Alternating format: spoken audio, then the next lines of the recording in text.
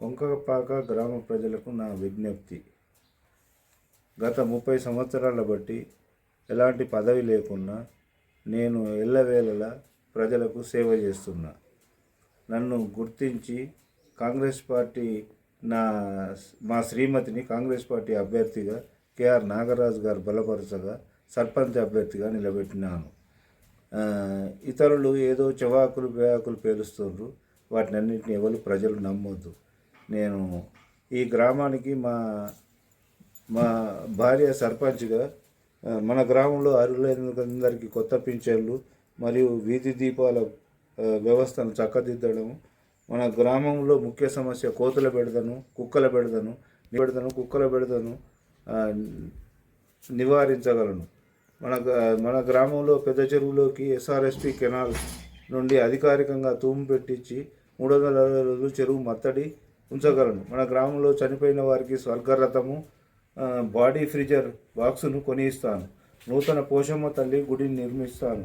మన గ్రామంలో శివాలయ పునరుద్ధరణ కాకతీయ కాలం నాటి దాన్ని పూర్తి చేయగలనని మీకు హామీ ఇస్తున్నాను.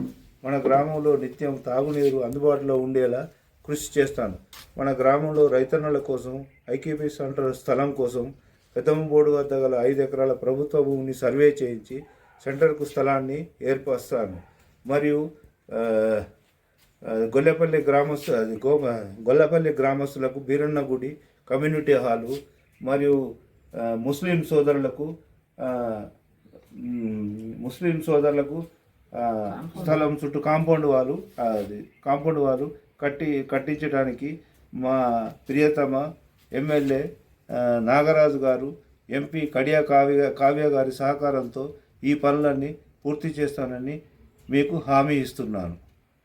మా తక్కలపల్లి శ్రీదేవి, కొంకపాక గ్రామ పంచాయతీ సర్పంచ్గా ఎన్నిక చేసిన నాగరాజు గారికి నా నమస్సుమాంజలు.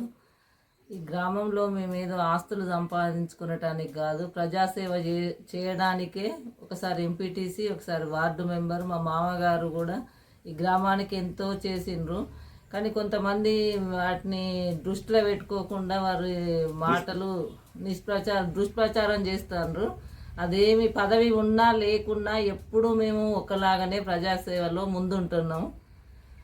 కొంకపాక గ్రామ ప్రజలందరికీ శిరస్సు వంచి నమస్కారం చేయుచున్నాను. ఉంగురం గుర్తుకు అధిక మెజార్టీతో గెలిపిస్తేనే నాగరాజు గారి దగ్గర ఇవన్నీ పనులు తీసుకురాగలను.